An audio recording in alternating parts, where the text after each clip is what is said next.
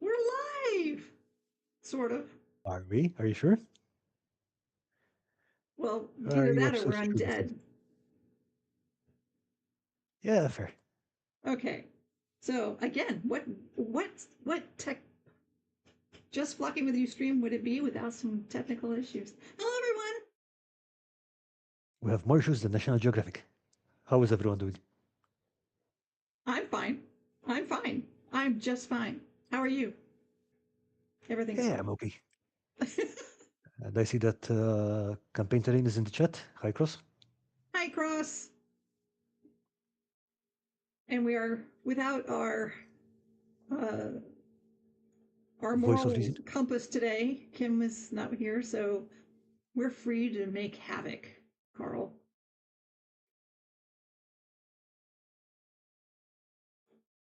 Let Will us be make good. havoc. Yeah.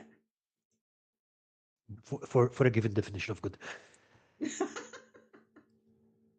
All right. Okay, so So what are we talking about today? today, crafting crimes. Hmm. So what? I mean, judge and jury. Let's let me preface with that. Any opinion that is put forward today is not necessarily that of just flocking with you or any of its co-hosts, and that we are simply an entertainment channel, and anything that is said that may be cat butt related, get out of the way. May that may appear to be negative is just we're just doing it. We're just doing this for fun. We're not making judgments on anybody about crafting crimes or so forth. So forth. That said, what things are By the way, that is what Lisa says. I am going to be very judgmental. he is judgmental anyway. Yes, he's that is Carl. Okay, so what crafting things are what crafting crimes are simply. Are you still there? You seem to be frozen. I am frozen, indeed. Okay. Actually, I seem to be frozen too, so, but only on your camera. Come on, let's go. Okay, something's. Are we back? Are we back? Yes, you're We're moving. back! Yay! Holy crap. Okay, anyway, so things that are simply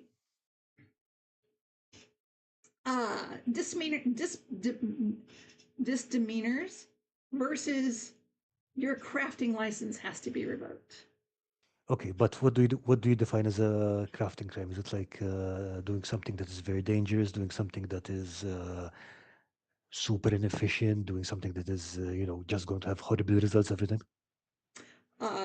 Yes, to all. Anything like I was thinking of several things earlier about what would be considered a crafting crime, and it depends on the person that you're talking to. So one of the things that came to mind, and I'm going to throw it. Would you cut it out? My gosh, go get out. Anyway, crafting crime number one: do not craft with your cat. Fair, Um, I think that's reasonable. either as a craft companion or as material. Anyway, uh, so I was thinking today earlier, like, crafting crimes, what some people would consider a crafting crime versus what other people would be like, it's not, it's nothing major. Um, one of the things that I thought of immediately was Daffy. He hates when people use their um, smoldering tool, Soldering iron, soldering okay. tool to cut foam. He absolutely hates that. Uh, I He would I can consider that a agree with him on crafting that. crime. Sorry. I kind of agree with him on that because that is not the proper use for the tool, and it's not great for the tool either. Exactly. Exactly. Although I've been I am guilty. I have done it. I think Yeah, that there but are other that doesn't people. surprise me because, as I mentioned last time, you have this knack of finding the worst tool for any given job. I do. I mean, but I am but that's my thing. That's my gig is to find unique ways of doing things and using things that aren't necessarily used the way they normally use. That may not be a good thing to do. I agree with that. I absolutely believe that that's an issue. I can't do that. And I seem to be frozen again. No, no, you seem to be okay. Am I? But yeah, Okay. the problem with the soldering iron, for example, two things actually. One, it generates more heat than the foam needs. So that's you're basically putting out a stupid amount of heat into the foam. It's very difficult to get any precise lengths and stuff. And secondly, Mhm. it's very awkward to hold to sculpt with. So basically, you're damaging the tool probably, and well, you're just going to get a terrible result out of it anyway. Right. So yeah, Right. I would definitely class that as a crafting crime. All right. I am guilty. I am guilty. What would be my punishment? Hmm? What's my punishment? I am guilty of that. I don't know. I mean, like I'm just here to look judgmental, not to actually inflict any punishments on anyone. You just said you were going to be judgmental. I am being judgmental. Oh, okay. Okay. So using tools inappropriately, definitely a crafting crime. Okay, Have you and they used should. any tools inappropriate, Carl? Uh, judiciously, yes. All right. So what have you done? What have you For used? example, I have sometimes used scissors to cut around the surface, but that is not the intended use of the scissors, but they are good for that because you get 2 points of contact and it lets you guide the cut. That's a crime. I'm guilty of No, I that said one too. that's the way that I use a tool inappropriately. So it's Okay. like so using tools inappropriately is a crafting crime if you do it in stupid ways. I get a feeling I'm going to be a full-on felon before we're done with this episode. Oh yeah, I'm pretty sure. Yeah. Because I've done that too. Exactly what you just said. I've done that. I don't know how many times. I can't even count them. Yeah. All right. What? Okay. So Oh. Chris is saying Carl reserves the right not to care. I'm not going to care anyway, even whether I have the right or not. But anyway, let's see. Cross is saying licking the paintbrush. I don't know. I mean, like, is that a crime? I do it all the time. So crosses. I have four soldering irons. I only use. I only ever use one for soldering. The others are specifically used for melting and texturing foams. Okay. Yeah. Yeah. Yeah. Yeah. To be honest, four soldering irons seems to be like an unreasonable number of soldering irons to have. So if they get damaged, Well, but like you said, they are excessively hot. They are too hot for foam. But the thing is, they come to a the depending on the soldering iron you use, they come to a point, and that actually works really nicely sometimes when you're trying to put in some texture or I'm sorry, David, don't hate me. It comes in yeah. But the nicely thing, when you're putting in designs and stuff. what do you get out of that you cannot do with a pencil? Don't don't throw logic at me. God, I hate when you do that. Look, again, I understand you're American, but not everything has to have buttons on it. Okay? um, okay, yeah, but stuff. Jeez. Right, guys? Yeah. All right. So we have Oh yeah, and let's see, 1 second. Yeah, okay, seeing campaign terrain, saying licking the paintbrush. licking the paintbrush. That one I've never done. I mean, I I do have it all the time. It's never like done that one. I do not see a problem with that, to be honest. Although again, I work only in acrylics. It's like I'm not using oil paints or enamels. Obviously, that would be very bad. Yes, licking the paintbrush using oil paints would definitely be bad. I can't say I have ever, even with acrylic paints. I mean, that's plastics. That's micro microbial. I can't talk today. I mean, look, the amount of microplastics we absorb every day, I doubt that's going to be the problem. I read somewhere that the amount of microbial plastics that we have in our bodies would accumulate to one soda bottle cap. Oh, there you go. All right. But yeah, Jeez. I mean, like for example, even when I was doing the non-metallic metal video thing, yeah, remember?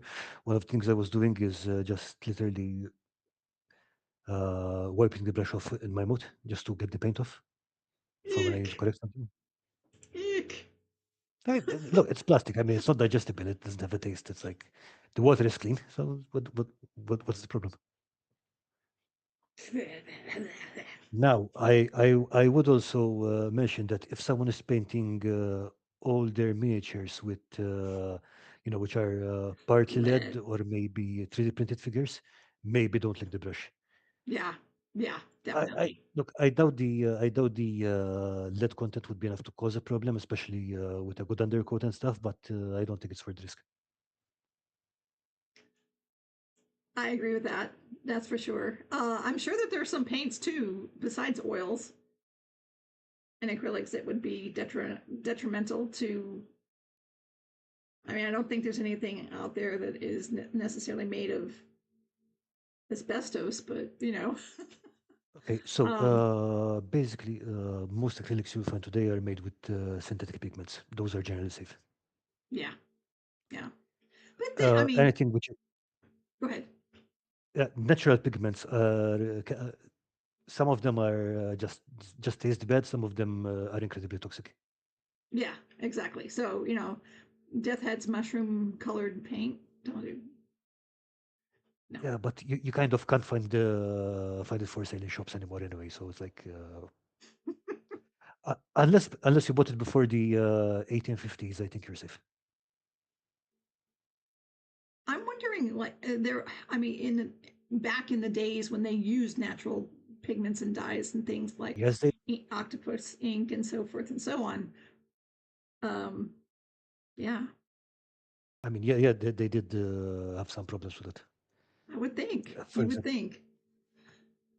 no, I mean it is a known thingy. And again, the thing, for example, one of the worst cases of licking the brush I can think of is when they would use radium paints to paint fluorescent numbers on the clocks. Oh, that's right. Ooh.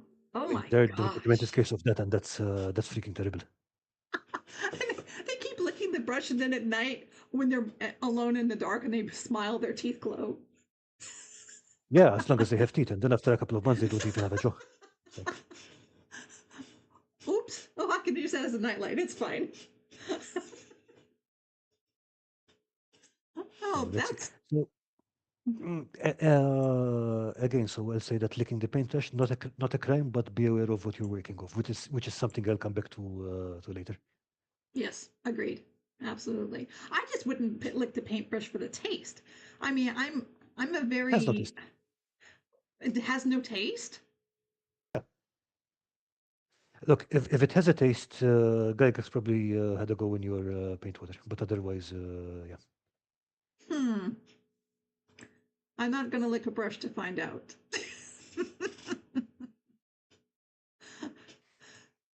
All Okay, right. yeah. In general, you should not put things in your mouth based on my advice. I will abuse that power. That's fine. Again, we are not responsible for anyone making poor decisions. You do your own. You do craft the way you craft, but that's up to you. You guys. You do it. You take care of yourselves. Okay, so but licking the paintbrushes, that's just a misdemeanor, right? No, I wouldn't even call it that. I mean, like, again, as long as you're aware of what you're working with. Like, if the paint is not toxic, the paint is not toxic, and you know that the miniature is inert plastic, then yeah, it's absolutely not a problem. Yeah, if you're just again, if you're using enamel paints on a LED miniature and then you're licking the brush, then you're basically taking your own life in your own hands, and that's kind of your problem. Or radioactive inks, right? That too. Second, or Or radioactive inks or so forth. Yeah. yeah, don't use those. Yeah, don't do Those are that. bad. Don't do that. Don't do that. All right. So we Oh have yeah, but your but if you do plan to do that, please hit like and subscribe before you do.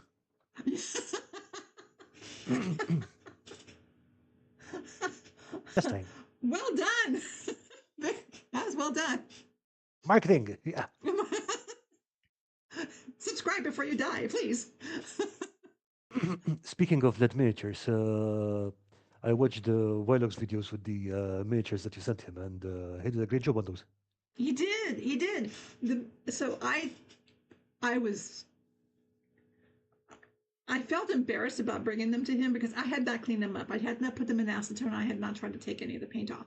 And these were all really old, super heavy. And he said he thinks they're lead. So yeah, they were very, very heavy. And I had taken them with me to Mythicon where he was, and I brought them out, and I had wrapped them up in this big towel and rolled them out. And I'm like, there you go. And we're sitting there at dinner, and he's looking at me. He's like, wow. And I'm like, yeah. Because the paint jobs that were on them, he didn't show it on the video.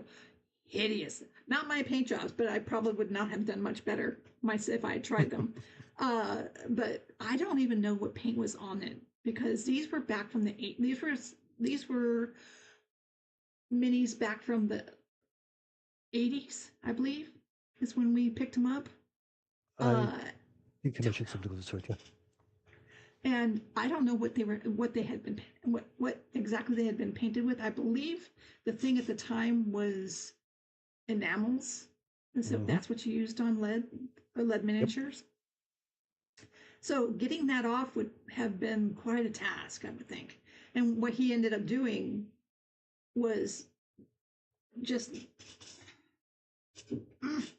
was just uh, bombing them with gray primer anyway, which brought out a lot of the detail that the paint was hiding. And when he did that, they looked so much better, so much better. You could Oh, actually yeah. see detail. Some of them are still hard to tell, like that one that was in the video of the gnome hiding and he's got a crossbow and he's shooting Hmm. or Yep. something. You can barely tell what that is when you were looking, even when you were looking at it in your hand. It took a minute to, what is this? Oh, it's a little guy. He's behind a wall. Okay, I get it. So that one was not such a great one, but he said he didn't like the uh, what were they, the ghasts? Was it, or no? It wasn't The ghasts. whites, I think, the ones that look like they have these large head of hair, I think. Yes. The Yeah, whites, yeah. those guys. He didn't care for those. I thought those were fantastic. I thought they were just so kooky. I thought they were great. I was like, yeah, that's good. I like this. Weird. But yeah, he did a great job. I'm very pleased that, because I'm not a mini painter. I've never been a very good mini painter, and I don't see myself taking it up in the near future as in a serious way. And those minis needed a good home, and he did a fabulous job, and I'm so glad that he took them. So thank you, Bill. Thank you. Okay, But so let's see. Next one is again from Cross. yes, Touching fresh epoxy of any kind with bare hands. ah, yes, and Agreed? that's been done. That's been done. That's been done a lot, especially when someone I ended up getting. I did not realize that how the whole 3D printing stuff had worked. So when someone was giving me the sprues from when they were making 3D printed minis, they didn't cure the sprues. They just cured the mini. You break them off the sprues and then you cure the minis. Oh, okay. So they were giving me uncured sprues, and I was picking them up with my bare hands, and they're, oh, these are they're tacky. Why do they feel this way? And then I looked it up, and oh, these are uncured. And I went, yeah, dropping them on the ground, and then I raced them over to a vat full of alcohol and threw them in. Um, Still, they were tacky. They were still tacky, so I threw them out. Now, what the isopropyl alcohol would do is clean off the excess of the surfaces. It will not cure them. Yeah, they said to put it under the sun, to put it out in the Yeah. sun, and I which mean, I any did. source of ultraviolet will do. Yeah. Yeah, which I did, and they were still tacky. They still felt tacky. So I was like, okay, I'm not touching them. I'm not using these if they're tacky. They're not going to probably hold paint properly if they're tacky anyway. So And the uncured resin can cause irritation if there's a lot of it. It can get hot enough to hurt you. I'm not sure if it can actually cause any burns or anything, but it can definitely hurt. Very unpleasant. And yeah, and obviously if you end up touching something else, then you're just transferring the goo all over the place. yeah, yeah, exactly. I did not. I did not hold on to it, of course, by any means. But at the same time, I'm not sure if I just wasn't handling it properly, not handling it like with my fingers handling it, but if I was not applying the proper procedures to get it into a workable material. Because I don't have a 3D printer and I don't have any of those I don't know any of those methods. I looked it up. I did what I thought needed to be done according to what I read, and it still was tacky. And maybe it was simply that after a period of time, it doesn't matter what you do, they're just going to be tacky. I don't know if I don't there's know. a I don't know period. because there's a bunch of different tolerances and procedures based on type of resin as well. So it's like I don't know. Mm-hmm. Yeah. And is that the same for filament printers as it is for resin No, no, printers? no, no. Filament printers are basically you end up with a solid plastic object at the end of it. Yeah. It's not a Okay. resin. Okay. So the difference is that with a resin printer, you get liquid resin, and the printer just cures parts of the resin as it's going up. Mm-hmm. With the filament printer, you've got basically a spool of plastic which gets melted down through heat and then applied, and so it rehardens in place. So that's solid plastic at the end of it. Chris says, if I'm going to ingest heavy metals, I prefer to have them in my seafood like normal, like a normal person, so that I can enjoy the experience. I agree with you, Chris. Absolutely. That's funny. Uh, and then he also says transferring your goo all over the place is definitely a crafting crime, possibly worse depending on what the state or country you reside in. Okay. We went there. Okay, so yeah, I think that one's definitely counts as a crafting crime. Okay, but that's a heavy crafting crime. That's not a little one.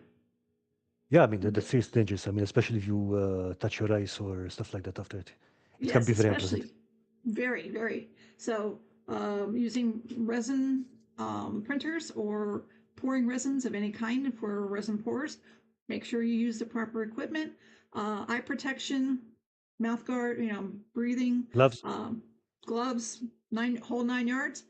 We're not trying to say don't use that material. It's fabulous material to work with. Just use the proper methods. Okay, Excuse me. so let's see. Next, Did you make a list? now I'm just reading what Chris and Cross put in the chat. So let's Okay. see. A crafting crime is gluing a 2 millimeter EVA foam carapace to your cat and calling it a Tarask. Uh, Let's try so it. these are the Okay, come these here. I don't know. Is that really a crime or is that just being creative? No, look, it's a cat, right? So if you manage to put that on a cat and get it to stick on, you probably deserve a Medal of Honor, not a citation. Gross. Great. Just being involved in this convo and reading that, I'm now on yet another watch list.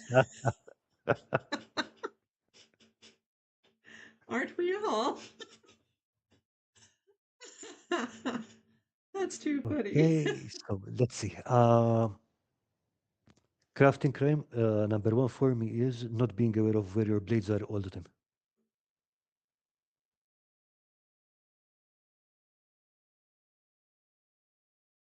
That's a misdemeanor. Why No, can't no, I I think say that that word? that's pretty freaking serious in my opinion because okay, Really? so let's see. Yep, I use this. I'm done with it. Cap on. I put it in its place where I know it is. Okay. Mm-hmm. Okay. I use this other knife. I'm done with it. Closed.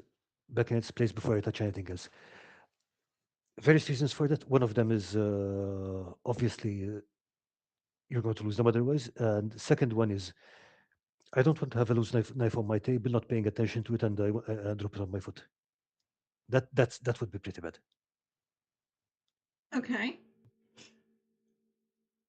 But you, Okay. okay, just they putting it away. Okay, because you're talking, you had several steps there. So not only are you the crafting knife, you've finished using it, you retract the blade if it's a that kind of blade and put it Doesn't away. it has a cover or something? If it doesn't have a cover, just make sure to put it back in its place. I don't mean like I have a shelf of them or anything. It's just like there's this part of the desk which is literally for putting tools that I'm not using right now, and they're out of the way of my of where I'm working. But Carl, your whole house is blades. Yes, Come on. I mean, and I am over there. The thing that I'm saying is that what I don't want, for example, is I have let's take this pen. I'm just putting it here. Uh, I'm working on something else. I knock it over. Oops! I dropped it on my foot. If it's a pen, that's fine. If it's a knife, and these knives are sharp because I keep them sharp, because dull blades are under crafting crime. I don't want that falling on my foot. okay. So if it's a retractable blade, is that okay to stay on the table? I mean, as long as it's not in your way, yeah, I guess that's okay. But again, be aware of where that is, and make sure that when you put it down, the blade is in. I 95% of the time retract my blade when I put it down. Okay. There are times when I cut something and I'm like, oh wait, I gotta move that, and then I know I'm going to pick it up again immediately again. I don't retract a blade, which is not a good thing. I should retract a blade every single time I put it down. That is true. Uh, I 100% agree it's with like you there. it's like as long as I'm going to, if I'm just putting it down for a second to get the next thing to cut, then it's fine because again, I am focused on the thing, right? Mm-hmm. But if I put it down to start working on something else, then that's where you need to worry about it. Yes, yes, yes. I Hey, come on, give me am another one. not as good as you at keeping my blades sharp, which is again, like you said, a crafting crime because dull blades leave worse cuts on you than sharp blades. Sharp blades will leave cuts. If you are cut with a sharp blade, it'll heal much better. Within reason, because once I did get a cut with a chisel on my finger, which it's still a pretty bad scar after I would say 9 years now. But anyway, Mm-hmm. I have a scar right here when I was 11, which brings into question why anyone would give an 11-year-old these kind of tools. But someone had given me a block of balsa wood hmm and a chiseling knife to chisel something and to make something out of the balsa wood. And so I had maybe got about this deep into the balsa wood, and it right into my thumb, right there, and Mhm. it went deep. It, were, it was awful. I couldn't feel anything on this side of my thumb for years and years and years and years. Oh, well, so it's like nerve damage? Yeah, Oh, nerve damage. It felt it didn't completely sever the nerve, but it made it so that whenever I touched the side of my thumb, it felt like when your legs have gone to sleep and they're just waking up, that tingly. well, It felt like that for years here, and it finally grew back. It's fine now. I can, but yeah, I don't know you can do if thumb you. things even.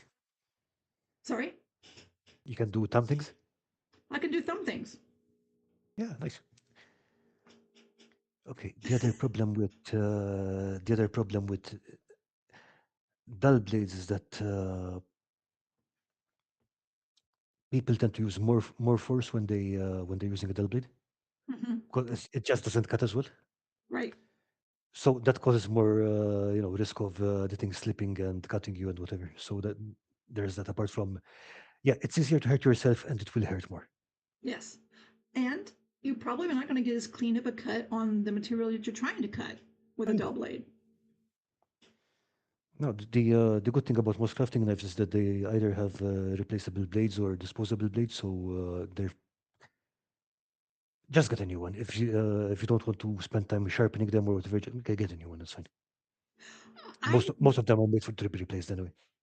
I have a little voice in the back of my head that complains every time that I throw out a blade. I don't like throwing out. I don't like putting blades. Another metal. Metal is organic. I don't like putting them. I don't like throwing them out. So I sharpen them Yeah, as many times as I metal is the can. opposite of organic. I'm sorry. I said metal is the opposite of organic.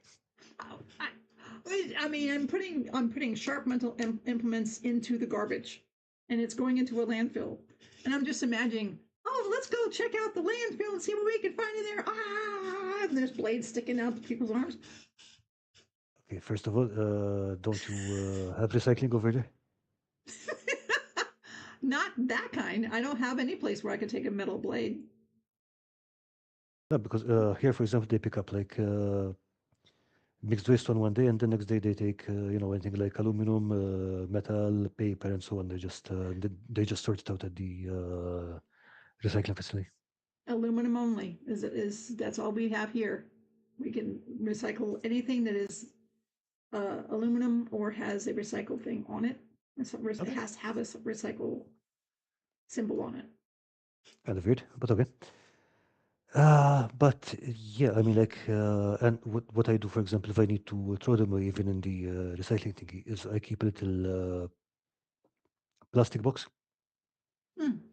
and I put them in that. Once that's full, then I throw that thing away. So all of the blades are concentrated in one spot so that when someone can reach their hand to it. Ah, ah. Yeah, I think to be honest, that's the standard way of disposing of sharp implements, syringes, and stuff like that. Like you don't Excellent. leave them running around where even the guys picking up the garbage, you don't want them to just go. Ah! Hmm.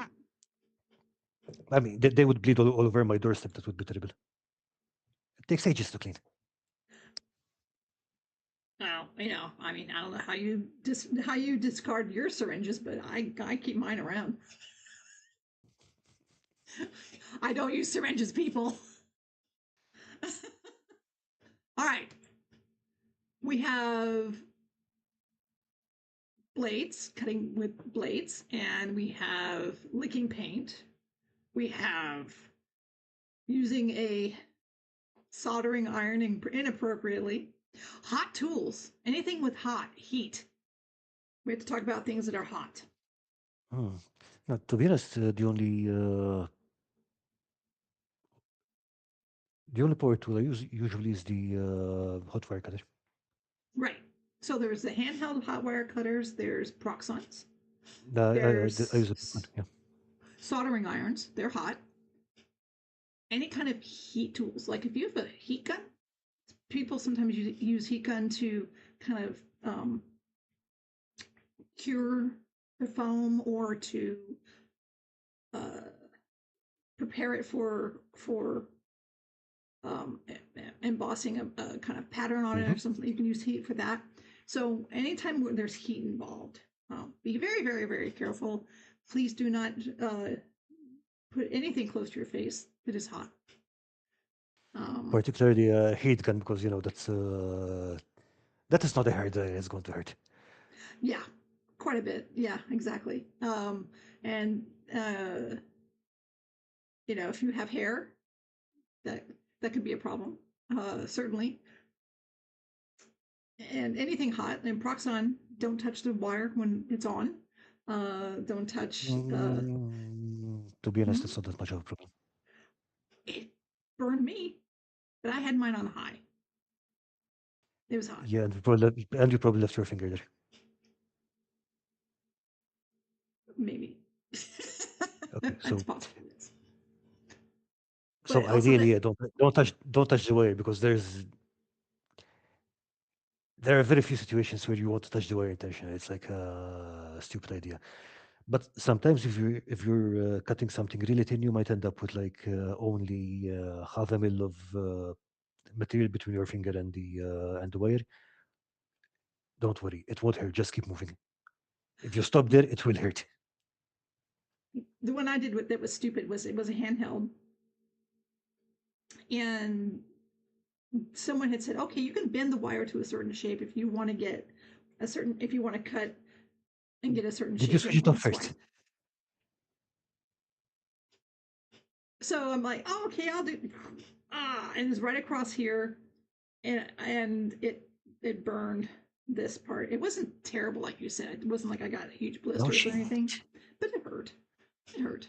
Yeah, I mean, like that's different from using the proxy and accidentally brushing the wire. It's like literally grabbing Yeah. anything. It's like, yeah, Cross says, oh, I do this one all the time. Hot tools and fumes without putting on my respirator. Yeah, that's not good. Don't breathe that stuff. Don't breathe. Yeah, especially with hot stuff and foam. Definitely use your respirator. I don't think that is much of a problem. With even with the Proxon, for example, you're not going to if you can get white smoke and you can get black smoke. Okay, I if you think, bet you get another color of foam, would be very of smoke. I would be very surprised. But the white smoke is mostly water vapor. It's not that much of a problem, especially if you just open the windows. It does smell a bit funny because there are particles in there, but it's not something super heavy. If you get black smoke, it's time to turn everything off and take the piece outside because you lit it on fire. Okay, that thing is burning. That is especially toxic. Okay, but it's also burning, so take it out. Now, on the other hand, Cross mentioned sandpaper. Yeah, mhm. sandpaper on foam is something you'll have to watch out for. Yes, yes, And I was also definitely. going to mention that elsewhere, it's like anytime you're sending something, like for example plastic or whatever, make sure you A, use a respirator. Two, vacuum the surface where you were, because that's going to get all over the place, might get into your eyes and so on. So just clean up after that. Absolutely. Yes, absolutely. Especially if you're using like a rotary sander or something that is going to really, throw that stuff up into the air. Even if you're just sanding with hand, but if you're using um, an electric sander of some kind, it's going to really put a lot of force into it and really shoot it up in the air. Make sure you're Yeah, wearing yeah. your proper respiratory gear and you In clean that, up in after that yourself. case, for something like that, you might even want to use, have a vacuum cleaner set up like an extraction system or something like that. Hmm. Full body condom. No, not that far. It's okay. Oh, okay. We'll assume that people have showers regularly anyway. But yeah, that leads to electrical stuff because electrical stuff, we use things that are hooked up to electricity. We use a lot of things hooked up to electricity. Proxons. We use uh, handheld wire cutters. We use all kinds of different, soldering irons and lights. We put a lot of LEDs and things in. I mean, most stuff that's going to be hooked up to a battery is probably not going to kill you. But if it's hooked up to the wall, if you anything hooked into the wall, if you have uh, any bare wires or anything that can short circuit, or if you're just standing in knee deep water and crafting, not a good idea. But weird kind of crafting, but anyway. It's aqua crafting. Come on, girl. Okay, so one moving on to another crafting crime, which I think we already mentioned a bit earlier, is not knowing what materials you're working with. Good point. Crosses. I have a painting style hazmat suits. I have painting style hazmat suits. Not using that for crafting. Yeah, yeah. So, Hazmat. for example, mm, Go ahead. was mentioning, let's say, for example, we mentioned, for example, painting lead miniatures earlier. We mentioned resonance stuff, Mhm. but it's also stuff as simple as knowing whether any of your paints will react with any of your materials or the other way around, or your glues. Or your phone using fluorofoam, for instance. Not a good idea. Yeah, that's actually different because the floral foam doesn't need to react to anything to be dangerous, Mhm. Right. Yeah. especially if you sand it or stuff like that. That's really bad for you. No, but I was thinking more in the lines of anything that can be mixed there to give off fumes and stuff. For example, actually, okay, using too much super glue is also a crafting crime for me. Yeah. That's a good one. That's a good one. Okay, again, the fumes are very irritating. Yes. There are certain chemical compounds when mixed together are not good to breathe that are used in crafting. I think that some of the, I I mean, believe, most boring resonance stuff like that, where you have two parts. That's something you really want to do outside, ideally. yes, agreed. But I believe like if now it's escaping my mind. There was something that was with alcohol that if you mixed it together, it created a fumes that you should not breathe. Now I can't remember what it was, or was it peroxide? I can't remember now. Well, that's helpful. So be careful when you're mixing your stuff, people. If it smells funny, put on a respirator. Just do it. Just even if it isn't toxic, if it smells weird, put on a respirator. Or if it smells weird, just check yourself just in case. Yes. Open the doors. So Cross says there's two types of fluorofoam. One is just rigid styrene. The other is freaking Formaldehyde. formaldehyde. Yeah, I remember that. I remember hearing that there's a formaldehyde foam. That's the stuff that Yeah, crumbles really easily, I, right? I guess so. Yeah.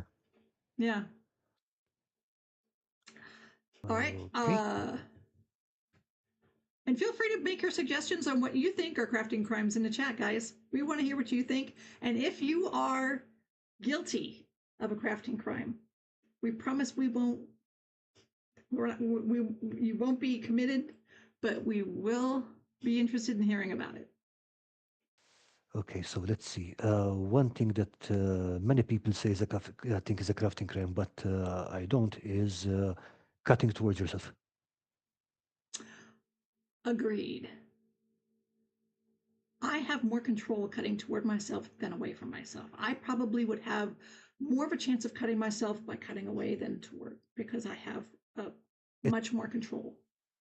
I mean, that's literally the way your body is designed to work. It's like you have more strength if you pull back with your own weight if you have to. There are a few situations where I think it makes sense not to cut towards yourself. For example, if you're giving a knife to a child and teaching them how to do things, absolutely. Okay, tell them to cut away from themselves until they get used to handling the knife. But it's mostly about developing control and knowing where the knife is. And again, if you're not paying attention to the knife, you should not be using a knife. Very, yeah, that is good advice. Absolutely. And make sure if you are using a knife and you're cutting toward yourself, your knife is sharp so that it is cutting so that you're not pushing it hard and having to then force it so that if it finally gets through you, oh. Yeah, I mean, one place where I can see it happening, for example, is if you're cutting to the edge of your desk. Mm-hmm. So you're cutting. It slips off the last bit, and I don't know, you stick it into your leg or something. Done that. Have a scar there. Did that very thing when I was 9. Nice, well done. But you sure I have learned not to do that again. Yeah. I have scars from every possible crafting crime on my body, I think. I have burn scars, I have cut scars. Yeah. I haven't electrocuted But myself yet. Yet. on the other hand, that's something, for example, I picked up from woodworking is when you're cutting that way. A, do it standing up because it's much more comfortable, and B, stay clear of the pot of the knife.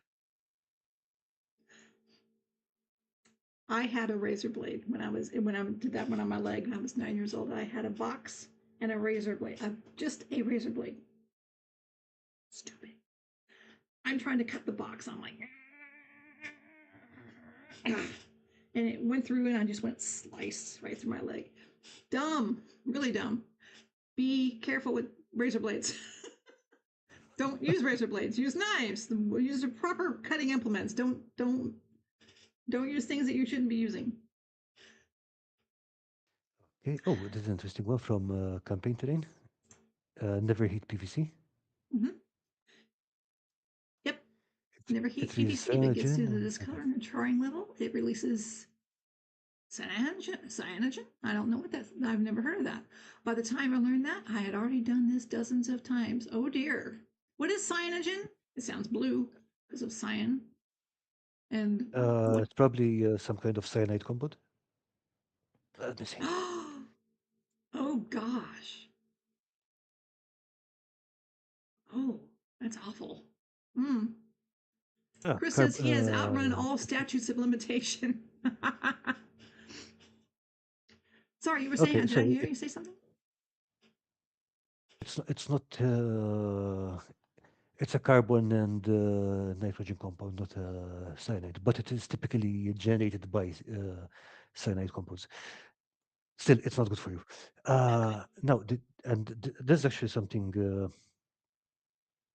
that is good to mention because I don't know about you, but I keep seeing these reels and stuff with people doing things out of PVC pipes and stuff, and they're always heating them up with heat gun or something.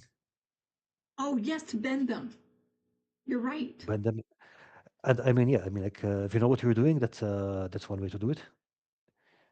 If you can buy an elbow, buy a freaking elbow. It's much cheaper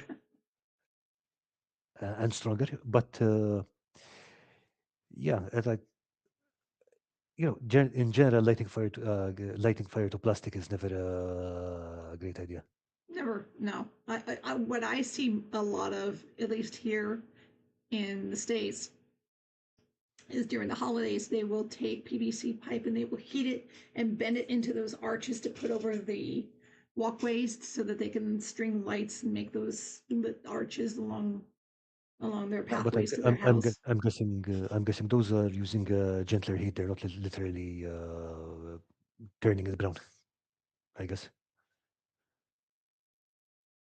No, they're using heat guns. At least the one video that I saw, the guy doing it, he was using a heat gun to heat the PVC pipe to bend it.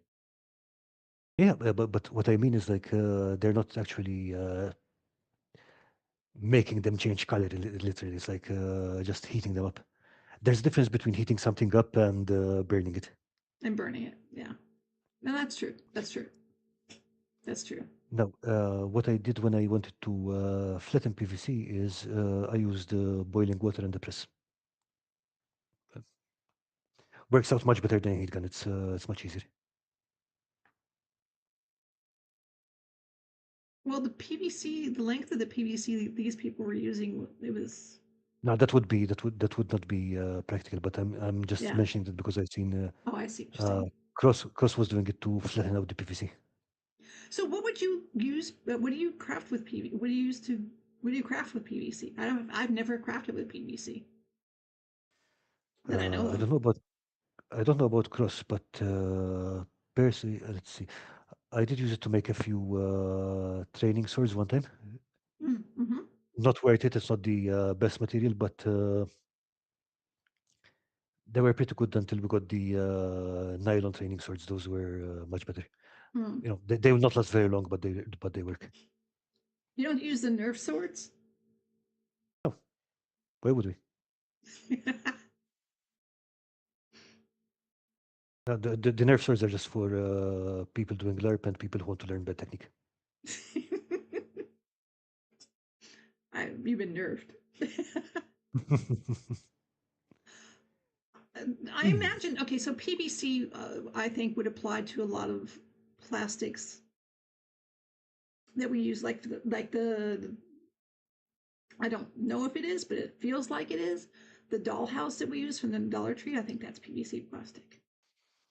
I have no idea.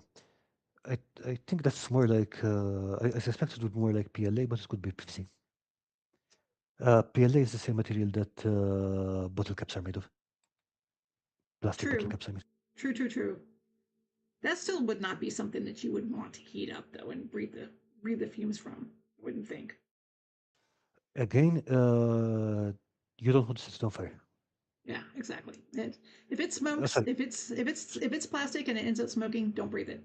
my my bad. It's not even the level of setting it on fire. You don't want to burn it because it can start burning before it catches on fire. But for example, if you look at plastic bottle caps, okay, if you get a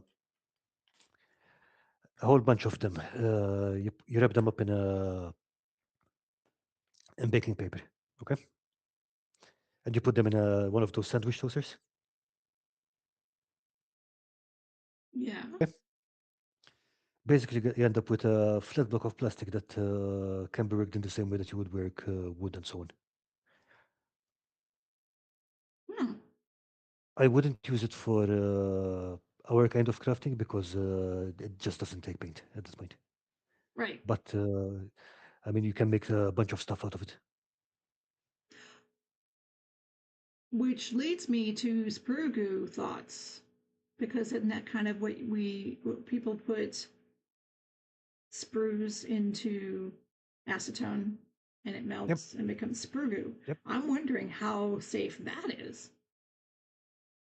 Yeah. I mean, if you handle the acetone carefully, there's no reason it's less safe than anything else.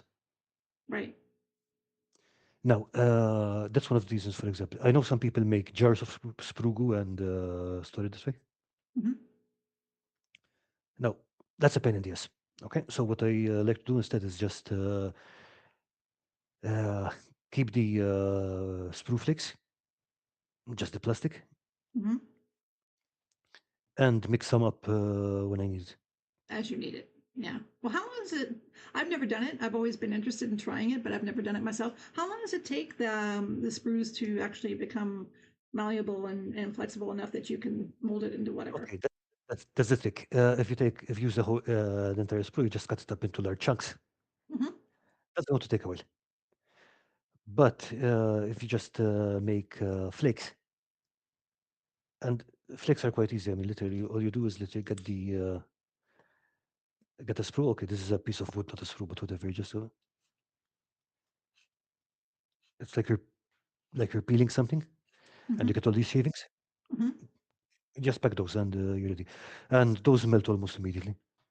Oh, interesting. Okay, so now what I like to do as well is instead of using acetone, I like to use polystyrene cement. Interesting. Okay, because that will melt. I mean, this stuff is made to melt polystyrene, which is what most miniature sprues are made of. Okay. Okay, so you put down a drop of that, right? Mm-hmm. And then you start feeding the shavings into it, and you mix them up. Because that way you don't need to worry about making it too runny or too strong or too thick. Because you can control exactly how much goes into it. So it literally is softening it as you're putting the sprue into it. You can see it just softening. Yeah, I mean it takes seconds. I As would long like as to you, see that on a again, video. I gotta look that up. I want to see it on a video. if I remember correctly, I've got one of my shorts where it's actually shown in real time, if I remember correctly. And it's literally showed the whole thing, including putting the goo on the miniature. It takes less than a minute. I did see that video. I remember that's what I'm thinking of. That's okay. I did not know that that was the polystyrene cement. I thought that was acetone. No, post cement. Acetone Oh, would probably do it faster, but you don't really need to mess around with it, especially if you're working with small quantities. Okay, so yes, Chris is saying it's surface area thing.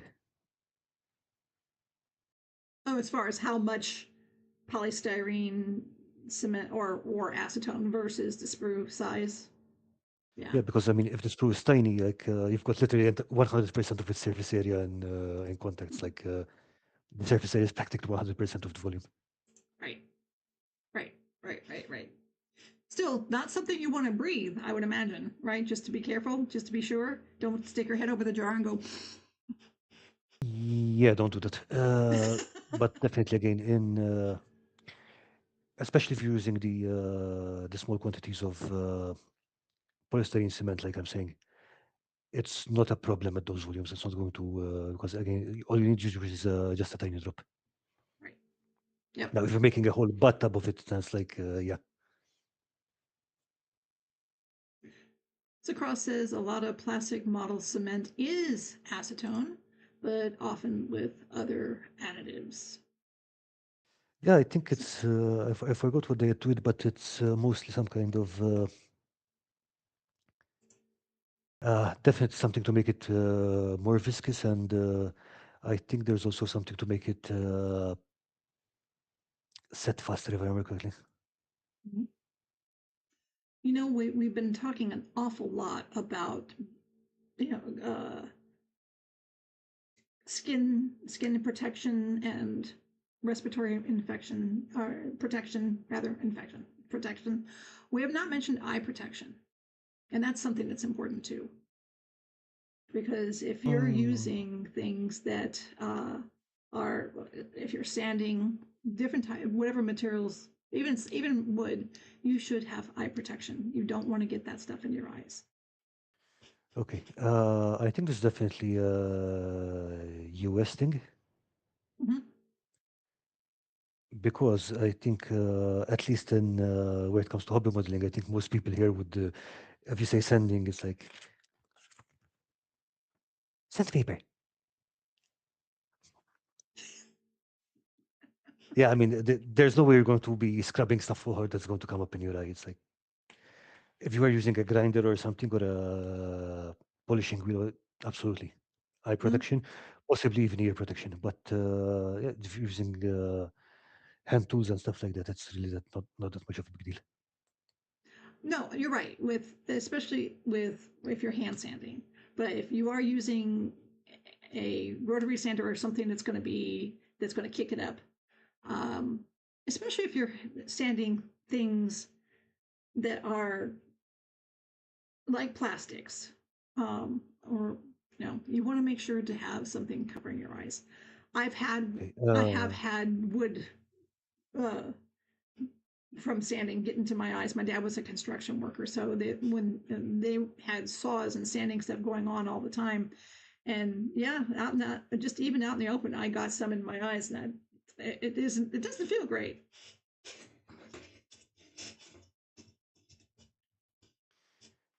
Yeah, I'd also be very careful about stuff like MDF, for example. Yes, Uh, and again, it's not that goes back to the dust control and not breathing it in the same thing. Again, even if you're using sandpaper and that's not likely to come into your eyes, you definitely want to get rid of the dust as soon as possible. yes, yes. And I'm sure there's not an awful lot of people out there that grind metal for our in our hobby. But if you are doing anything where you are using a high powered tool, or a torch, or uh, drills, or metal saws, make sure to use eye protection. Definitely. You don't want to get something like that, especially if it sparks. You don't want to get that in your eye. Okay, I'm just going to bounce it in a different way. It's like if you don't know that you should be using protection, then you probably don't know enough to be using it in the first place. Oh, harsh, but yes, that um, you should be using. If you are, do your research before you do anything that you've not done before. Make sure you're looking at all the possibilities of doing it properly, and that you have the proper materials, and you're using the proper gear and protections. Yeah, Yeah, and I don't mean like stuff like eye protection, ear protection, and the respirator and the diaper to file a piece of metal, but at least be aware of what you're doing and what you need to watch out for. yeah. Otherwise, you may need a diaper because you'll be like, ah, yeah.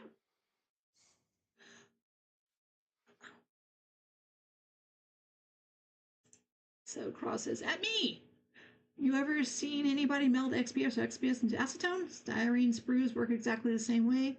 Melty, melty. Uh, I imagine it looks pretty cool. I seem to recall seeing a couple of videos where I've seen people put uh, XPS or not XPS, EPS into some acetone and it melted. Um, So APS and XPS are the same material, just mhm. arranged in a different way. Yeah, this one was just it was the ball stuff. It was EPS, but I don't that's when that stuff melts into it, it just creates this layer on the bottom, if I recall. I don't know what you would use that for because it just didn't seem like it came together in any kind of workable material. It was just this layer floating on the bottom that was too poopy to really use. I don't know. And yes, this produces nasty fumes. Definitely need good ventilation. Yeah, no kidding. Mhm. So let's see. We've talked about licking paint brushes or don't lick your projects. Um, so finishing materials. Wait, before we get to that, I've got another Before one. we get to that, okay, Proper work holding. okay, that's a As good in, one. let's say that I want to, I don't know, let's say I wanted to do something on this miniature. Mm-hmm. Oh, great, it's black on black, perfect. Mm-hmm. So let's say that I wanted to do something on it.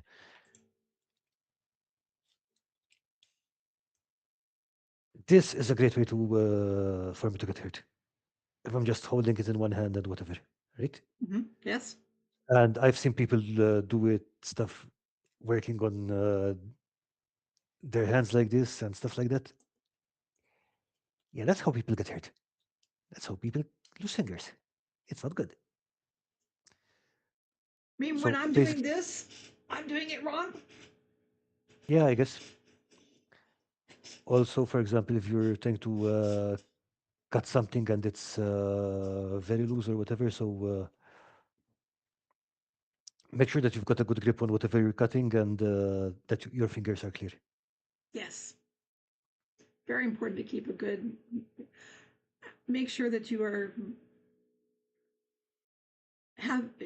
have a good sturdy grip on whatever it is, whether it's with your hands or whatever other tool you're using. If you're using pliers or something else to hold on to something, be absolutely sure that it is sturdy, it is in your hand, it is not going to go anywhere that you don't want it to go. Yeah, and I mean, like, there are clamps, there's the third hand kind of thing, which are super useful. Mm-hmm. And if you don't want to, if you want to be extremely sure that you don't damage your model, you can just usually wrap them up in a piece of paper towel and put them in the clamp. They'll be fine. Yep. Yep. Yep. Ah, yeah, I've seen it done more often with drills. Because, for example, people would be drilling a pin into the model, and they're just holding it like this with Really, their fingers. Yeah, yeah, I've seen it thousands of times. Luckily, very few accidents, but yeah, I've seen that a lot. I don't see the point of using anything but the the hand drills, the little whatever they're called, the you just do it yourself because I don't see. that really causing much of a problem because it's your own control. I Yeah, I don't mean, know. like you can be a bit. It can get a bit dangerous if you're pushing too hard or whatever, rather than using it properly. True, true, But I mean, true. like if you get a good set of bits, they're just going to chew through anything. I mean, plastics is probably just a couple of turns. It's just going to go right through. You'll be fine. Oh, cross got me. I thought of another crafting crime, the danger box, aka the murder box. It is a Yeah, I crime mean, like in and of that itself. that's not just a crime. I mean, like we're dabbling with Nuremberg territory there. I it scares me to use it. It does. It is all kinds of useful. It has everything I could possibly want to use. It has a Dremel. It has a table saw, mini table saw, but it's a table saw, and it has a buffing tool and the whole thing. But gosh, it scares the heck out of me every Yeah, I time. mean, like look, I'm just going to put it out there. I find that books to be more interesting as a case study in bed design than as a tool, Yeah, if that makes sense. yeah, and I've seen it everywhere. It's on the market. I've seen it on Temu. I've seen it at Target. I've on the Target website. I think even Michael's had one showing one time. It's everywhere. It's out there, and people are buying it. And I'm just waiting to see, when people are going to be showing up. I came by to just drop off this finger. Is everything okay? Yes, everything is fine. Yeah, that I have used it. I've used it even showing it online, and that was that I was cutting those brackets for that tower, and it was there was stuff that it just if you feed through that table saw incorrectly, things go flying, and there was nothing I had that could easily allow me to push things through really safely. I was literally using my fingers. Bad idea. Bad idea. Yeah. Oh, no, Cross. Now you No. can't go there. It's like the adult crafting version of Recall Toys. Uh, I recalled toys. Yeah, it is. Okay, you have me. It is. It is the adult crafting version. Recalled toys. It should be recalled. It's not a safe item at all.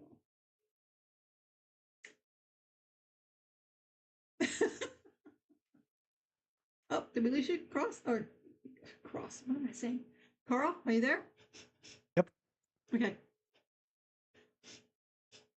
So we were headed somewhere, and I can't remember now.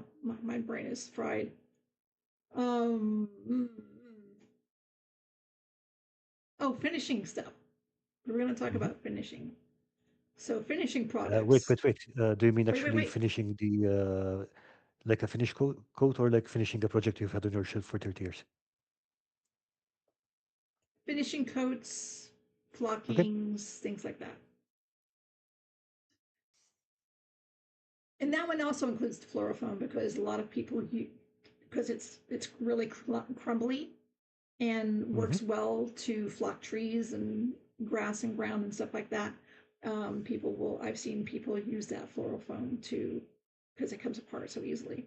Don't don't use that stuff. Not good. I'm guilty of it, and I was uh, slapped to sanity by Cross. I think you, Carl, both of you said, "What are you doing?" See what else is there. Don't you should use res- uh, respiratory Don't should you? protection when using the flocky materials, especially if you're Ah, are you no, serious? yeah, Breathing that stuff is not good for you. If you breathe in those particles of plastic, not good for your lungs. what kind of flocking are you using? It's like, Well, like the short grass stuff hey, that's but really, that's really going thin, down. It's not coming up. I have seen it sometimes float, especially if Okay, you've now, got any kind of breeze near your table.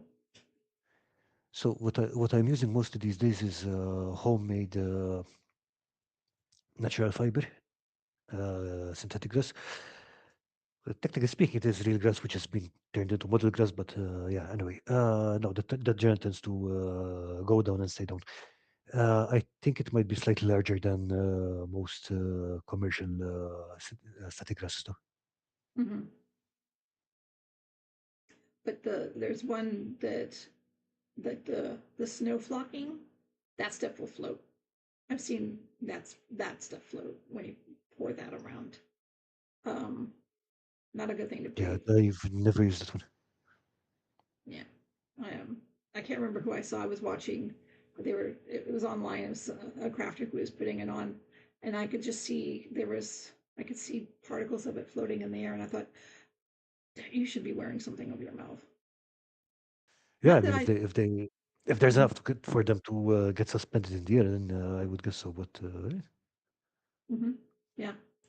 So cross is on my side. Flocking is what I was thinking when I mentioned grit. It also weathering powders, various sand, and more. Basically, if it can be sprinkled, masked up. Yep, my thoughts too. but kind of like again, for example, weathering powders. Are you really using weathering powders in that quantity?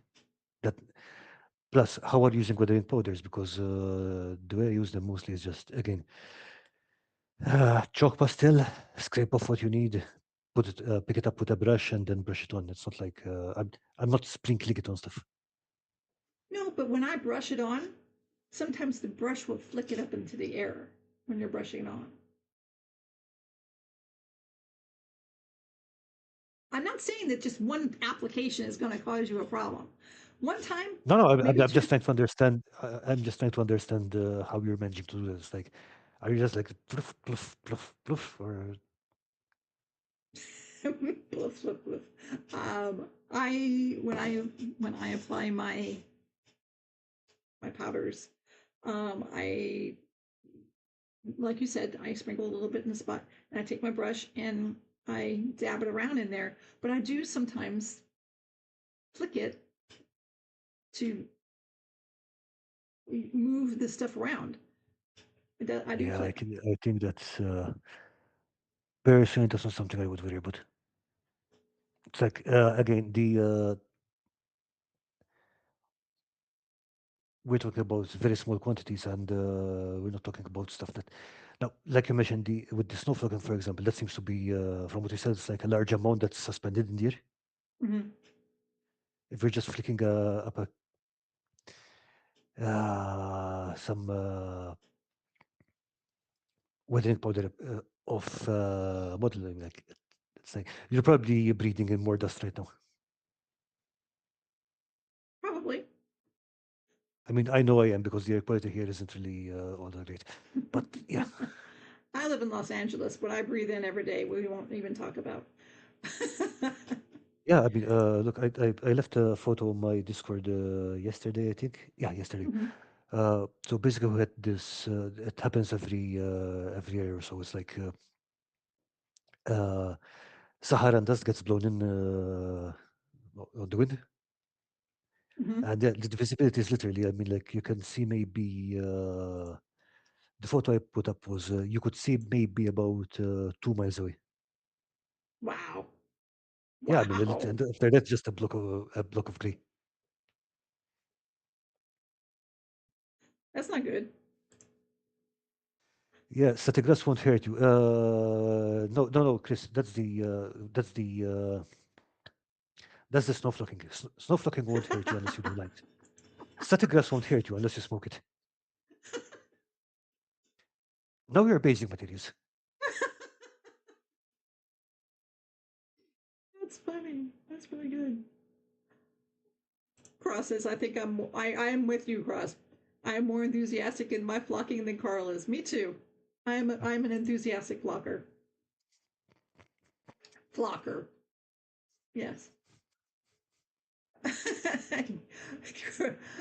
Chris says living in Los Angeles is more deadly than flocking without a mask. Yes, and so therefore I should be masked 24/7.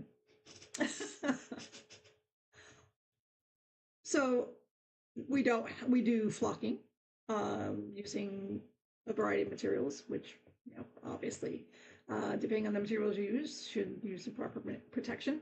And then we seal sometimes with sprays. Isn't just with the finishing touches. This is also whenever you're basing equipment or any Mhm. kind of rattle can applications. Never spray toward yourself. Always spray out in the open. And I mean, if you are spraying indoors, I'm sorry, by the way, some of this also applies to airbrushes. to what? I'm sorry.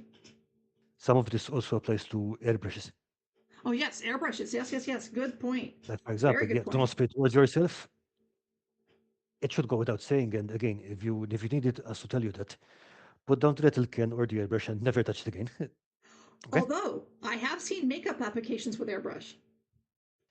that's a different story. That's a different story.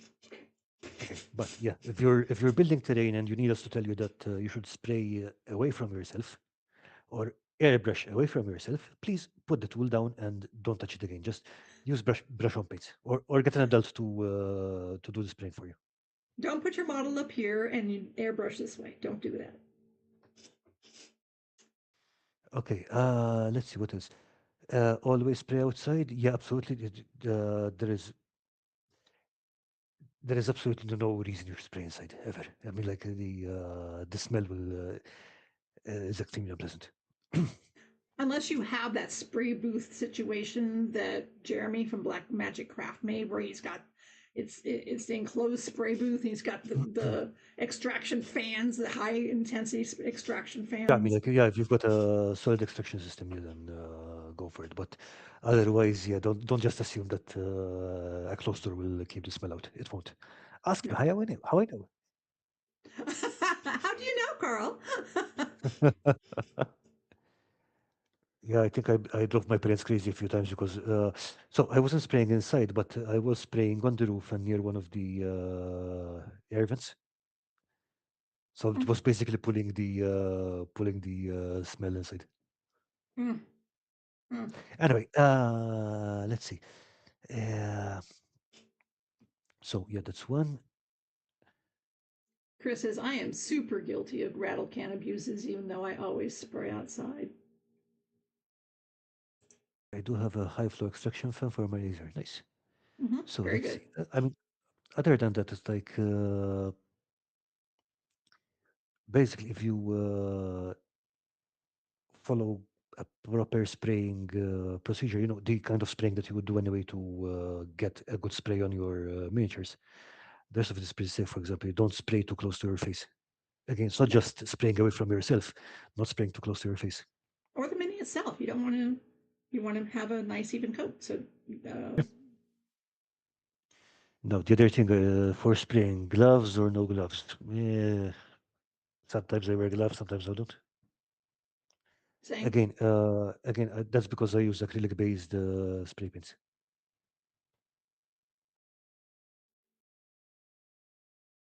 I just sometimes don't put on gloves.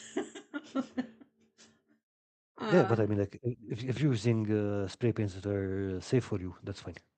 right. If you're using, I don't know, something that's a bit, I don't know, like, I'm not sure if enamel-based spray paints are skin safe or whatever, but that's a Yeah. different story.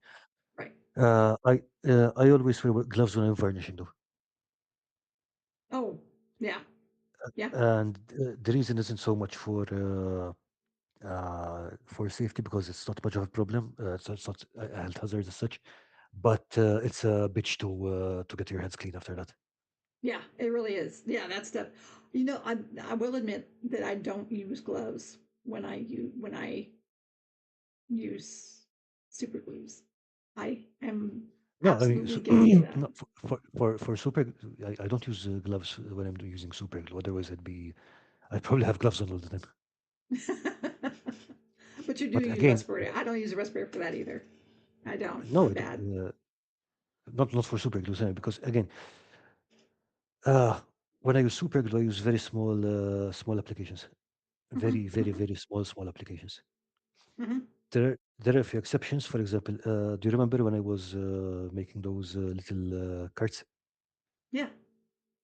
and there was literally smoke coming out of them where the Yeah. no, it might have been the fences. And I was literally explaining, okay, this is way much more super glue than I'm used to, and those fumes are things you want to keep out of your eyes. Usually, it's literally just tiny droplets, Hmm. and it's not enough to even to smell most of the time. Hmm. Yeah. Because I again, find I most of use way more than I need to almost every time I apply it. I always put way more than I need to, and it's definitely smell it. You can smell it. yeah, I mean, it's you really do not need much. Plus, most of the time, I do use PVA glue for almost everything. So super glue is literally for just for the things that I cannot glue with PVA. You're a patient person. That's why. I'm not a patient person. I want my stuff dry now. I don't find that super glue is exactly helpful in that way because even though it's supposed to be super, it isn't always that super in adhering things because not everything is it works with super glue. So I do end up using PVA and having to wait on occasion. Plus, I mean, like, look, PVA on card, for example, cures almost immediately. It doesn't take very long. I found though that things that are super porous, you have to use the gel super glue for it to really adhere, and that PVA with on a very thin coat works Yeah, even others better. otherwise it just drinks it. Yeah, exactly, exactly. But PVA with without being too very thick, just put on a very thin layer with super absorb. I should say, yeah. I mean, anything that's highly textured that is paper or wood or anything, mhm. PVA works great. Oh yeah, I mean, and it's really fast on those materials. Yeah, especially if you just use a little bit. You don't need all that much. Where were we at? What am I thinking? Oh, we're spraying. There was something I was going to say. I was going to Do not mention spray something near. about spraying. Okay, if you smoke, do not smoke while you're spraying, obviously. True, I hadn't thought of that. Oh, yeah. Don't smoke when you're spraying. Oh, that's what I was going to say. Okay, so one of the things I enjoy watching that I wish I could do, but I know I'll never be able to do, but I watch it anyway, is furniture um, refinishing. So Hmm. I watch a lot of channels about furniture refinishing, and Furniture Fables being one of them, and then another one is Transcend Furniture Galleries, and Transcend. Uh, she has a workshop, and she has a huge extraction fan in her workshop Hmm. when she sprays varnishes or uses her spray gun to spray paints and so forth. And she was pointing out the different paints and different varnishes and different finishing materials are really bad.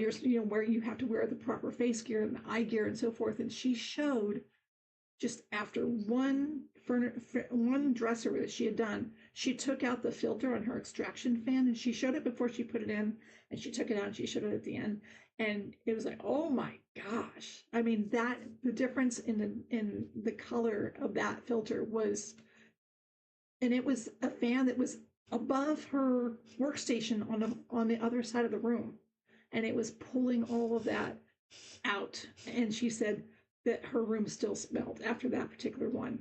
I was like, yeah, that's exactly why you need to, You do when it you're outside. using any kind of spray stuff, do it outdoors. Unless you have a super strong extraction fan. Okay, now the that's obviously important with rattle cans rather than with an airbrush, for example, because with the airbrush you don't have the propellant. Right, right. I think that on hers she was using a paint gun, which is it was Mhm. the propellant was also like it was just a big giant airbrush, but because of the type of paint she was using. There would be some That thinners in the paint and stuff, I guess. right, that because of the type of paint she was using, that's why she was being extra careful. Because when you're finishing furniture, there's a myriad of different types of paint. So, but yeah, for the most part, for crafting, it's going to be acrylic, unless you were using alcohol inks and things like that. You wouldn't use alcohol ink in an airbrush, though, would you?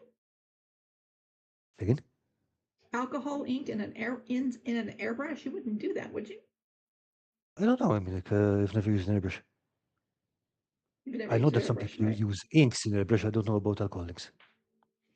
I wouldn't think you. I mean, I wouldn't. I would think alcohol inks in an airbrush would dissipate before it got to the because alcohol was very quickly evaporates.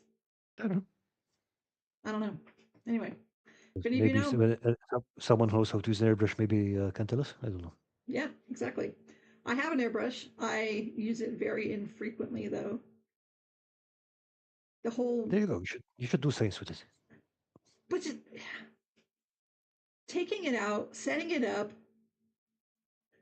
spraying something a little bit, then taking it apart, cleaning it, putting it away. I spend more time taking it out, setting it up, and cleaning it than I do using it. And to me, the economy doesn't make sense. That's why I don't use it. But as far as getting a clean and nice paint job, it does a really good job. It didn't take long. I did airbrush study when I was in art school, so I know I it all came back to me and how to properly distance and how to hold the thing and spray beyond all that came back.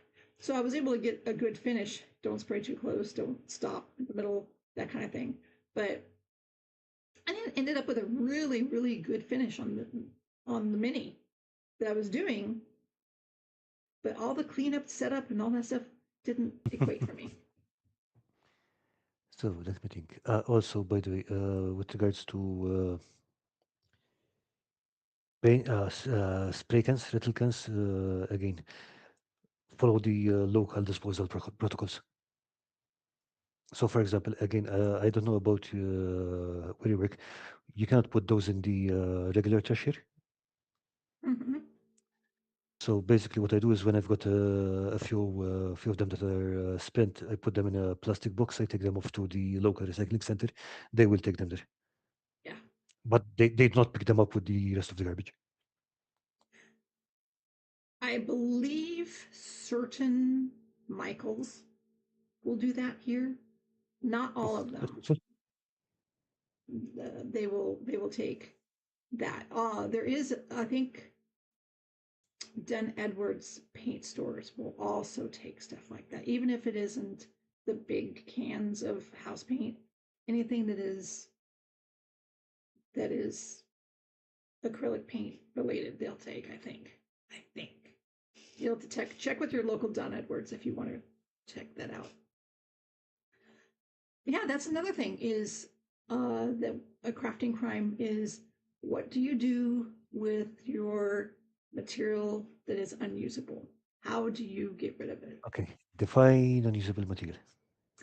So you've got a piece of plastic or styrofoam, DVA, PVA, EPA, whatever, and you've cut it up into as much as you're going to use, and now you've got all these little bits left that you don't want.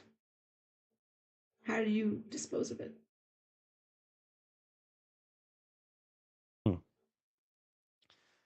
It depends. I mean, like if it's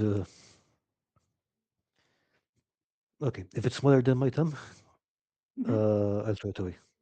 mm-hmm, If it's larger than my thumb but smaller than my hand, I'll make bricks out of it. mm-hmm, If it's larger than that, I can save it to do something else. mm-hmm.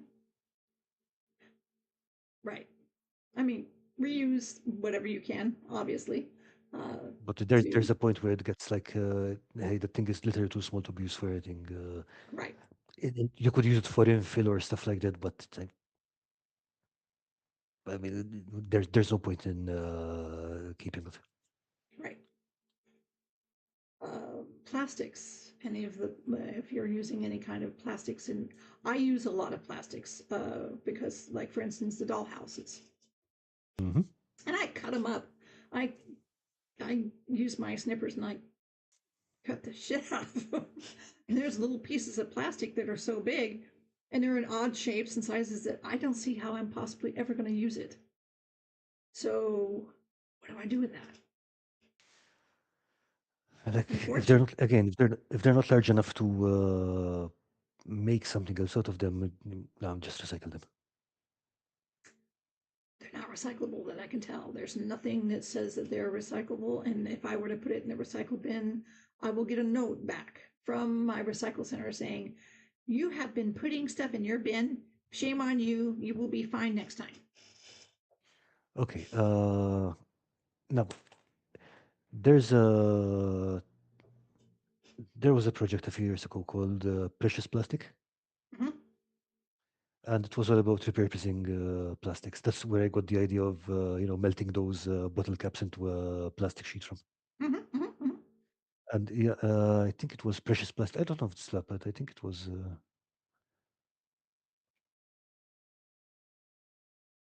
Hmm. I don't know what I would do with mine. I have to look that up. Cross says I Oh yeah. take all of my offcuts to the park. Let the ducks and fish enjoy them for a while. Okay, actually, I'll send you the link here, Lisa. Yeah, In yeah. Actually, let's put that in a doobly doo. Now, some of them are a bit heavy duty because they've literally got plans how to build a plastic shredder, for example, and a plastic extruder. Not something that I suggest that you do at home. No, no, no, no. Okay. But I mean, like they build all sorts of stuff out of this, like for example, chairs, pots, and stuff like that, just literally from recycled plastics, Mm-hmm, home recycled plastics. I mean, mm-hmm. So things like green stuff and milliput and things like that, nah, those go in the bin. they just go in the bin. They just go in the bin. Yeah, once they're cured, there's no recycling them. Yeah, which Okay, is so unfortunate. yeah, but again, like if you're using this stuff for milliput, you usually learn to judge how much you need to make, how much you need to mix. True. And the thing is that again, milliput and green stuff are two-part epoxies. Mm-hmm. They cure by chemical reaction. Yes. The material that you get at the end of it is a new material. It's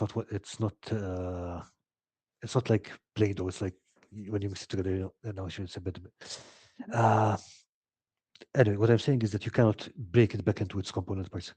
No. Right. The thing that I really have been wanting to try to use, but am somewhat hesitant, is Bondo.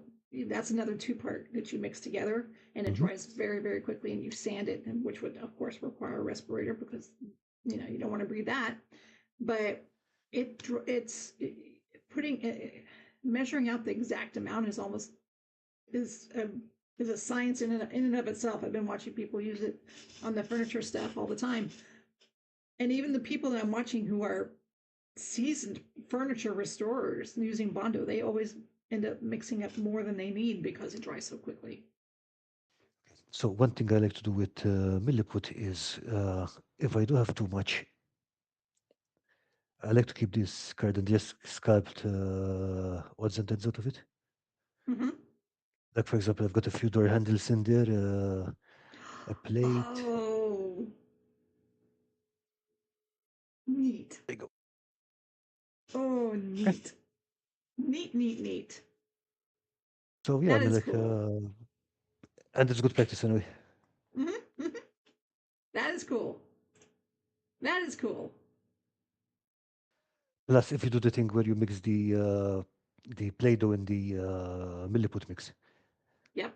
it will keep for hours. I mean, you're not going to. It's not going to cure before you finish it. Right. Right. No, that's a really good idea Mm. to if you've got leftover stuff. So what do you just get one of those silicone mold things and just like take the leftover and just stick it in there? Or how do you what is it that you use for your molds?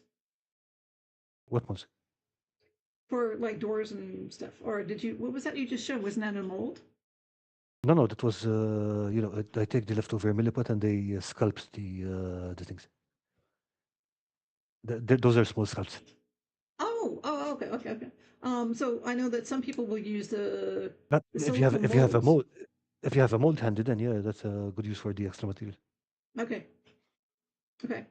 I'm looking at you on Video Ninja, and your screen's really small. That's why I thought that was a sorry. Okay. Anyway. So yeah. So that's a good idea for reusing extra if you've made up too much milliput or green stuff that you Hmm. could make into doors and windows or handles or Or whatever. I mean, like just whatever. play with it. Yeah, yeah, that's a good idea. That's good. Um, let's see. I'm running out of thoughts of what would be crafting crimes. Well, why don't we look at the showcase and then we'll talk about more crimes if they come up. Okay, let's hope the showcase is going to work. Let's see, do I have it up? Let me get to it first. And we have a lot to look at because we missed last week. So I believe we saw that. Did we see Cross's barrels last week or the week before last? I think the unpainted barrels. And I'm not going to be heartbroken if we see them again. That's If fine. we see exactly right. Okay, so I'm going to go ahead and pop us over to the showcase.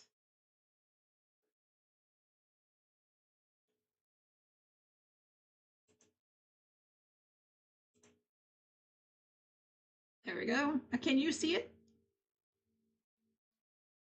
A sec. Yes, I can see it. Okay, excellent. All right. So yeah, there's the barrels that Cross had made Pretty efficient. for. So that's dowels and I would say card border over there. Yeah, let's get a close up there. Yeah, so he's got some paper wrapped around the ends. That looks great. Now, the thing with barrels, for example, is that I've been meaning to make some sculpts and just cast them for ages, but I'm too lazy. So I've seen barrels done a number of different ways, and this is you got to see this in a few minutes. But I was going to say I've seen barrels done in a number of different ways, and one of there's two ways that I found very interesting. One is to Hmm.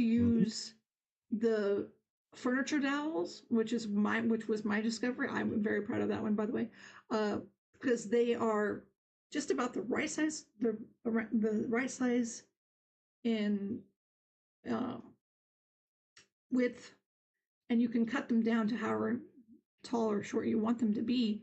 And they actually taper at the ends, and they've got the lines already in them. And it's just a matter of like putting some banding on them and painting them, and you're done. I love those.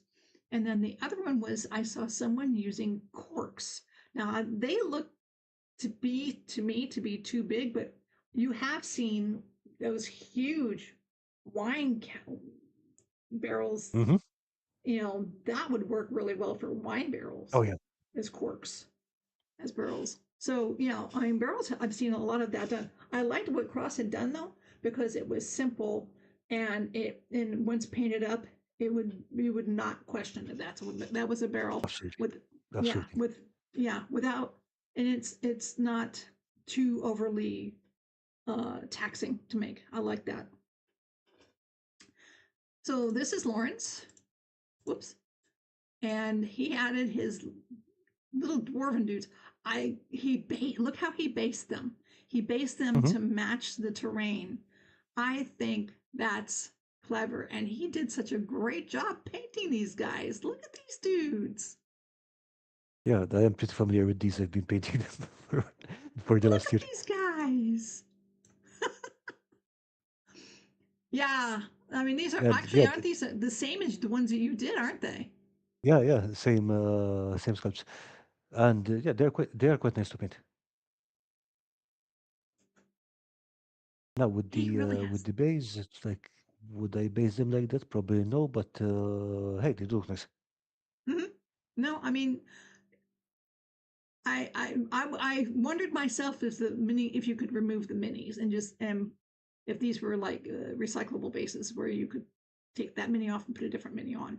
Like magnetic bases kind of thing. I have no Right, idea. exactly. Maybe. I don't know. But I'm just But yeah, looking at the the paintwork is really depth. nice. I'm sorry, say again. I mean, the paintwork is really nice. It is. I was just about to say the depth of those minis, the depth of the paint. I mean, that really brought out a lot of detail. Beautifully done. Really nice. Very nice, Lawrence. Yeah, there we are again. Whoops. Yeah, it's a really nice set. That is a very nice set. See, I can't tell if he used metallic paint there or if he used your technique. That's metallic. Yeah, I can't tell. Yours is very close to this. It looks very similar, I gotta say.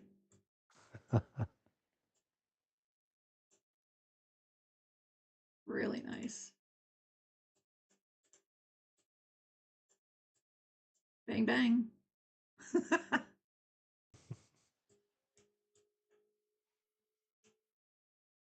Yeah. I like, I mean, I probably would not use bases like this um, simply because of the height, and they would not necessarily go with all terrain, but with what he was using them for, it looks great. Yeah. It really does look good. This I guy, also like. oh, I'm sorry, go ahead. No, I was going to say I also like how he matched the palette for the terrain. I don't think I've ever seen this color scheme used for these dwarves, but it works really well. Yes, agreed. Yeah, they really do. The color matching is really well done. I like that. Really nice. And then these guys are, ooh, these guys have sharp, pointy objects. He's got a smudgy nose. I mean, they are minors. I mean, like, That's terrible. They shouldn't have underage dwarves working there. That's but bum. well played, well played. Thank you. Thank you. I'm here all week. And the whole troop. There they Like, are. Gotta love a dwarf. Yeah. Uncross his sails. Wow. He's got 6 of them. Very nice. Yeah, I watched the episode where you made these and okay, yeah, I'm wrapping really the looking forward fabric. to see all that come together.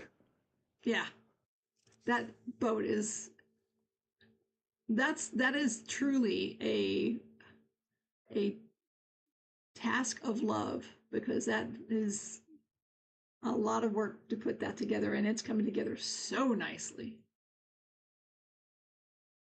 Yeah, looking good. Oh, okay. So, Okay, okay, this one is a crafting crime. This one is yes. absolutely a crafting crime. Okay, give us the crafting crime. What is the crafting crime?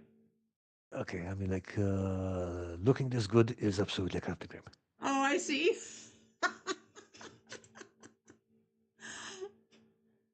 This is beautiful, isn't it? Yeah, I mean, like, check out the blends on the hair and the hands. Yeah, yeah. T, aka Triple T, uh, has done some beautiful, beautiful work here. There's a bit, there's an almost feel of OSL right here, doesn't it? In the multiple places. So we've got, for example, if you look at the picture that's from the front, you've got the horn and the hand, then you've got the chest, and there's like a slit in the chest and all around Yeah, it. yeah, Then again on the feet, yeah, yeah. in the back there's a slight one on the other fist. Okay, let me Yeah, I get mean, there. like Hang on. this is really well planned. Let me get there. Yeah. Oh yeah, and even here on the spine. Hmm. Now I think on the spine it's just shadows, but it might be on this. This might be just the light. But the rest of the stuff definitely. This is really a beautiful piece. This is an interesting base too. Yeah, I wonder where it's from. But I get the feeling that this one is the model sexual base. Ah, yeah, that is hot. I said that's good stuff. Yeah, good work. All right, so uh, final arguments before we serve or before we sentence. What are we saying here? Okay, so I think we figured that the most serious crafting crime is handling epoxy with your bare hands and then picking your nose while you're spray painting. I don't remember that one coming up, but okay. That's Yeah. okay. I mean, like,